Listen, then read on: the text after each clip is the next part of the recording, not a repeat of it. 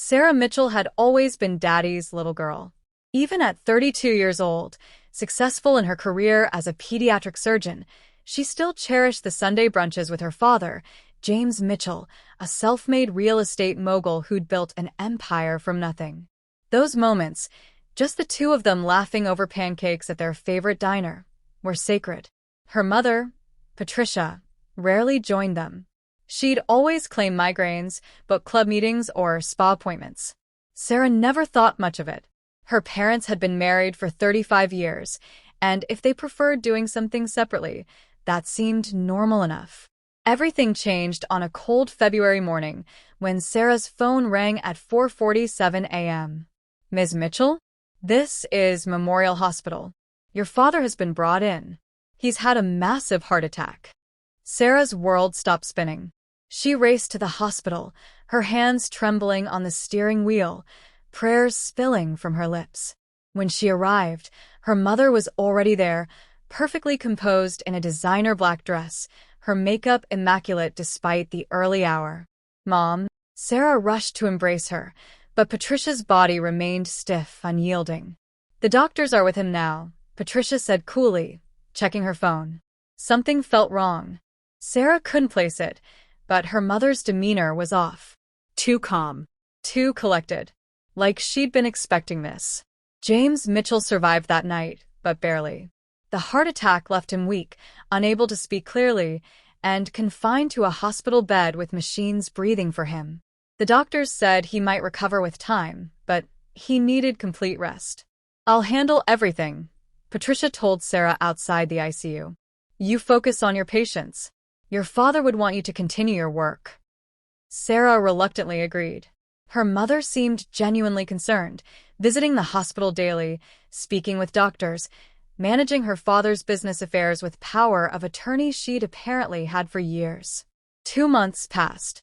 James showed small improvements, but he still couldn't communicate properly. Sarah visited every evening after her shifts, holding his hand, reading him the newspaper, telling him about her day. She'd notice how his eyes would widen when she mentioned her mother, how he'd try to speak but couldn't form the words, how frustration would cloud his face. "It's okay, Dad," she'd soothe him. "Don't strain yourself. Mom's taking care of everything." But was she? The first crack in Patricia's facade appeared during a routine visit. Sarah arrived at the hospital early one Tuesday and overheard her mother on the phone in the hallway. "Yes, transfer everything to the offshore account," Patricia whispered. "He won't know the difference. By the time anyone figures it out, it'll be too late." Sarah's blood ran cold. She pressed herself against the wall, listening. "The properties in Miami and Austin. List them immediately. And the stock portfolio? Liquidate it. All of it. He's not going to recover enough to stop us now." Us? Who was us? Sarah's mind raced. She quietly pulled out her phone and started recording. Patricia continued, "Once the will is executed, she'll get nothing. I've made sure of that. 35 years I've played the dutiful wife. I've earned this." Sarah's hands shook so violently, she nearly dropped her phone. She backed away silently and left the hospital, her world crumbling around her. That night, Sarah couldn't sleep. She kept replaying those words. Her mother was stealing from her father, from their family. But why? And who was helping her? The next morning, Sarah called her father's longtime friend and attorney, Robert Chin. But his secretary informed her that Mr. Chin no longer represented the Mitchell family. "Since when?" Sarah demanded. "Mrs. Mitchell terminated his services 6 weeks ago and hired new representation." 6 weeks ago, right after her father's heart attack. Sarah's suspicions ignited into full-blown alarm. She took a personal leave from the hospital and began investigating. She discovered that her mother had indeed replaced their family attorney with a firm that specialized in asset protection, a euphemism for hiding money. Using her father's old laptop, the one he'd given her years ago that still had access to some of his accounts, Sarah started digging. What she found made her sick. Patricia had systematically drained James's business accounts, transferring millions to offshore havens. She'd mortgaged properties that had been paid off for decades. She'd sold stocks, liquidated bonds, and even emptied James's retirement accounts, paying enormous penalties. But the worst discovery was still to come. Sarah found emails between her mother and a man named David Thornton. The messages went back 15 years, long. Intimate emails that left no doubt about their relationship. Patricia had been having an affair for over a decade. And David Thornton wasn't just her lover. He was James Mitchell's former business partner, the man her father had trusted before they'd had a falling out 12 years ago over what James had called ethical differences. Now Sarah understood. Patricia and David had been planning this for years. The emails detailed everything, waiting for the right moment, ensuring Patricia had legal access to James's assets, then creating a situation where she could drain everything before anyone noticed. Had they caused her father's heart attack? Sarah's mind went to dark places. She remembered her mother's strange calmness that morning, how she'd already been dressed, how she'd been at the hospital so quickly. Sarah confronted her mother the next day at her parents' home, the sprawling estate that James had built with his own hands. "I know everything," Sarah said, standing in the marble foyer, her voice echoing. "I know about David. I know about the money. I know what you're doing to Dad."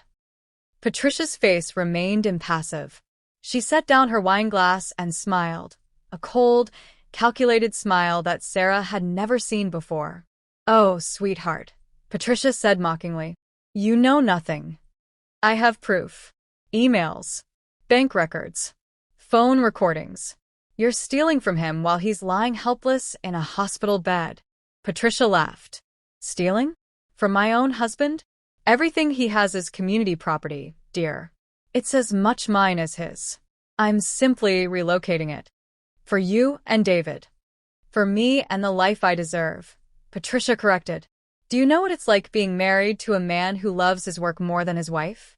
Who cancels anniversaries for business deals? Who forgot my birthday 6 years in a row?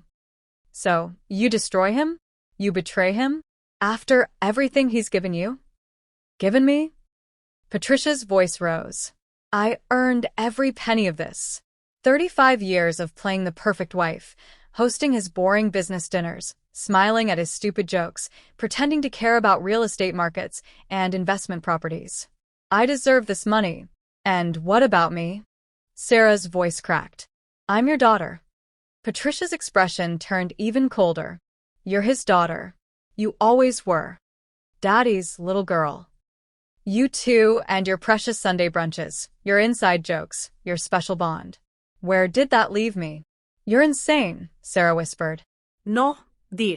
"I'm finally free. And there's nothing you can do about it. By the time any court sorts through the legal mess, David and I will be somewhere beautiful and far away. Your father will have his medical bills covered. I'm not completely heartless, but everything else? Gone." I'll stop you." Patricia moved closer, her voice dropping to a dangerous whisper. "Try it, and I'll make sure you're cut out of everything. I have a new will that James signed, while he was still coherent. Witnessed and notarized. In it, he leaves everything to me, citing your estrangement from the family. I have lawyers who will swear you haven't visited him in months. I have records I've created showing you refuse to help with his care. That's all lies. Prove it. By the time you do, I'll be gone, and you'll have nothing. No inheritance, no family home, nothing." "But..." Patricia paused, studying her nails. "If you walk away quietly, I'll leave you the house and $500,000. Fight me, and you get nothing." Sarah stood there, stunned. This woman was a stranger. The mother she thought she knew had never existed. That night, Sarah made a decision. She wasn't walking away.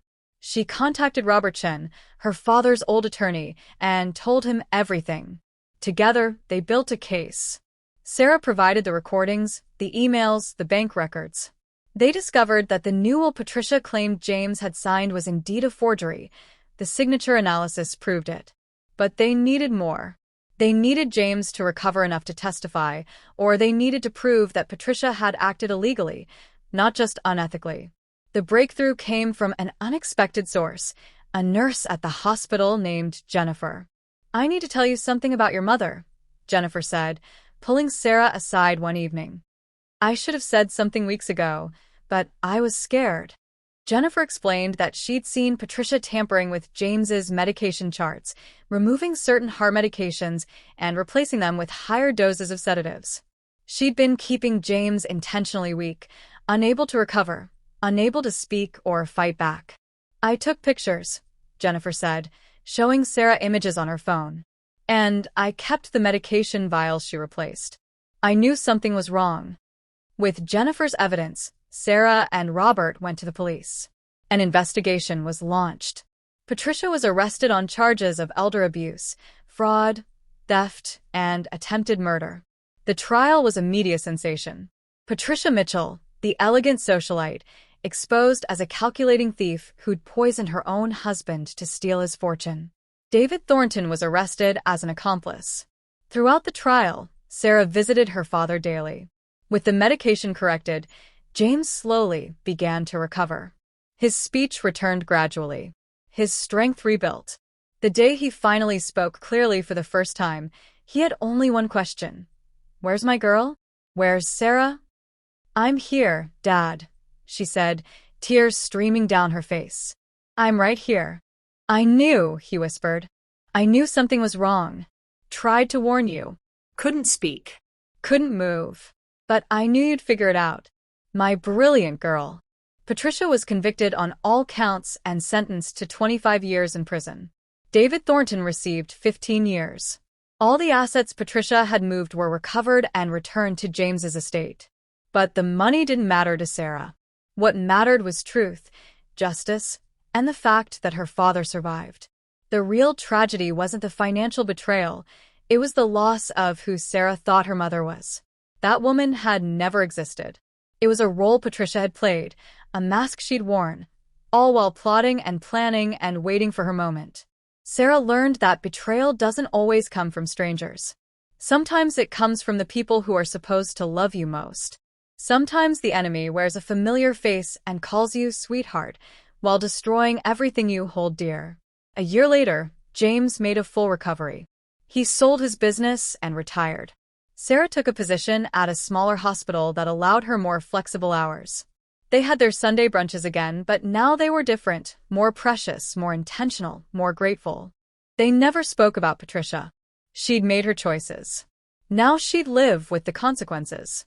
Sarah had learned the hardest lesson of her life, that sometimes the people we trust most are the ones capable of the deepest betrayal. But she'd also learned something else, that love, real love, fights back. It doesn't accept lies. It doesn't walk away quietly. It fights for truth, no matter the cost. Standing at her father's bedside that year later, watching him laugh at one of her terrible jokes, Sarah realized something profound. Her mother had tried to take everything, money, property, security, family. But she'd failed. Because the things that truly mattered, love, integrity, courage, truth, those couldn't be stolen, couldn't be forged, couldn't be hidden in offshore accounts. Those remained. And in the end, those were worth more than any inheritance. If this story touched your heart, if it made you think about your own relationships and the meaning of true family, then please show your support. Backhand index pointing up, hit that like button if you felt Emma's journey in your soul. Subscribe to our channel and tap the notification bell so you never miss another powerful story like this one. Outbox Strays, share this video with someone who needs to hear this message, a friend, a sister, a daughter who might be carrying guilt that doesn't belong to them. Speech Balloon, drop a comment below and tell us, have you ever experienced betrayal from someone you trusted completely? How did you heal? Your story might help someone else find their strength. Remember, you deserve to live your own life. You deserve to chase your own dreams. And you deserve love that doesn't come with conditions. Until next time, take care of your beautiful hearts. Your storytelling family.